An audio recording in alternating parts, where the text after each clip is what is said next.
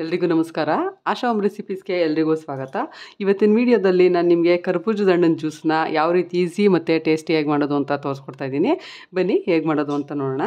ನೋಡಿ, ಮೊದಲನೇದಾಗಿ ನಾನು ಕರ್ಬೂಜ ಹಣ್ಣನ್ನು ಈ ರೀತಿ ಸಣ್ಣದಾಗಿ ಹೆಚ್ಚಿ ಪೀಸ್ ಮಾಡಿ ಇಟ್ಕೊಂಡಿದ್ದೀನಿ. ಅದನ್ನು ಒಂದು ಮಿಕ್ಸಿ ಜಾರ್ಗೆ ಹಾಕೋತಾ ಇದ್ದೀನಿ. ಜ್ಯೂಸ್ ಜಾರ್ ಇದ್ದರೆ ನೀವು ಅದಕ್ಕೂ ಹಾಕೋಬೋದು. ನಾನು ಮಾಮೂಲಿ ಅಕ್ಕಿ ಎಲ್ಲ ರುಬ್ತೀವಲ್ಲ ಅದೇ ಜಾರನ್ನ ತೊಗೊಂಡಿದ್ದೀನಿ.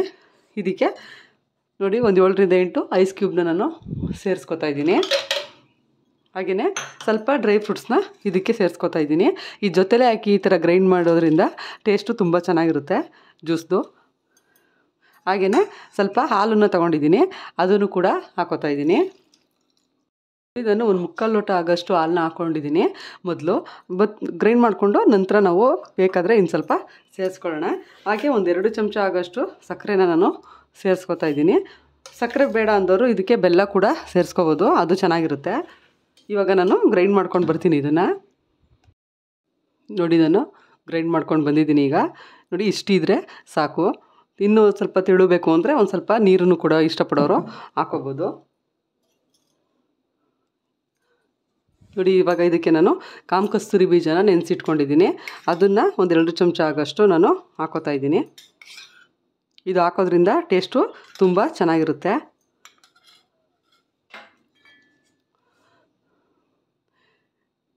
ನೋಡಿ, ಮಕ್ಕಳು ಹಣ್ಣು ತಿನ್ನೋಕ್ಕೆ ಇಷ್ಟಪಡಲ್ಲ ಅಲ್ವಾ?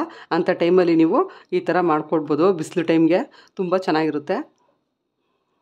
ನೋಡಿ, ಇದನ್ನ ಜ್ಯೂಸ್ ಅಂತನಾದರೂ ಕರಿಬೋದು ಅಥವಾ ಮಿಲ್ಕ್ ಶೇಕ್ ಅಂತನಾದರೂ ಕರಿಬೋದು. ನೋಡಿ, ಇದ್ರ ಮೇಲೆ ನಾನು ಇನ್ನು ಸ್ವಲ್ಪ ಡ್ರೈ ಫ್ರೂಟ್ಸ್ನ ಹಾಕೋತಾ ಇದ್ದೀನಿ. ನಾವು ಗ್ರೈಂಡ್ ಮಾಡೋಕ್ಕೂ ಹಾಕ್ಕೊಂಡಿದ್ದೀವಲ್ವ, ಅದರಿಂದ ಟೇಸ್ಟು ತುಂಬ ಚೆನ್ನಾಗಿರುತ್ತೆ. ಈಗ ಮೇಲೆ ಸ್ವಲ್ಪ ಹಾಕ್ಕೊಂಡಿದ್ದೀನಿ ನಾನು. ಇದ್ರ ಮೇಲೆ ನಾನು 1 ಚಮಚ ಆಗೋಷ್ಟು ಜೇನುತುಪ್ಪನ ಹಾಕೋತಾ ಇದ್ದೀನಿ. ಈಗ ಹಾಕ್ಕೊಡೋದ್ರಿಂದ ತುಂಬ ಟೇಸ್ಟಾಗಿರುತ್ತೆ. ಮಕ್ಕಳು ಕೂಡ ತುಂಬ ಇಷ್ಟಪಟ್ಟು ಕುಡಿತಾರೆ ಇದನ್ನು. ಮಕ್ಕಳು ಹಣ್ಣೆಲ್ಲ ತಿನ್ನಲ್ಲ ಅಲ್ವಾ? ಆ ಟೈಮಲ್ಲಿ ಈ ಥರ ಮಾಡಿಕೊಡಿ, ತುಂಬ ಇಷ್ಟಪಟ್ಟು ಕುಡಿತಾರೆ. ಬಿಸಿಲಿಗೆ ಇವಾಗ ಊಟ ತಿನ್ನೋದಕ್ಕಿಂತ ಜ್ಯೂಸ್ ಎಲ್ಲ ಕೊಟ್ಟರೆ ಮಕ್ಕಳಿಗೆ ತುಂಬ ಇಷ್ಟ ಆಗುತ್ತಲ್ವ? ಅದರಿಂದ ನೀವು ಮನೇಲಿ ಇದನ್ನ ಒಂದು ಸಲ ಮಾಡಿಕೊಡಿ ಮಕ್ಕಳಿಗೆ. ಯಾರು ಗೆಸ್ಟ್ ಬಂದಾಗ ಎಲ್ಲ ಟೈಮಲ್ಲೂ ತುಂಬ ಚೆನ್ನಾಗಿರುತ್ತೆ ಇದು. ನೋಡಿದ್ರಿ ಅಲ್ವಾ ಎಷ್ಟು ಈಸಿಯಾಗಿ ಮತ್ತು ಟೇಸ್ಟಿಯಾಗಿ ಕರ್ಬೂಜದ ಹಣ್ಣಿನ ಜ್ಯೂಸನ್ನ ಮಾಡೋದು ಅಂತ. ಇದನ್ನ ಕರ್ಬೂಜದ ಹಣ್ಣಿನ ಜ್ಯೂಸು ಅಂತಲೂ ಕರಿಬೋದು ಅಥವಾ ಮಿಲ್ಕ್ ಶೇಕ್ ಅಂತನಾದರೂ ಕರಿಬೋದು. ನೀವು ಈ ರೆಸಿಪಿನ ಮನೇಲಿ ಒಂದು ಸಲ ಟ್ರೈ ಮಾಡಿ ನೋಡಿ, ಖಂಡಿತ ಎಲ್ರಿಗೂ ಇಷ್ಟ ಆಗುತ್ತೆ.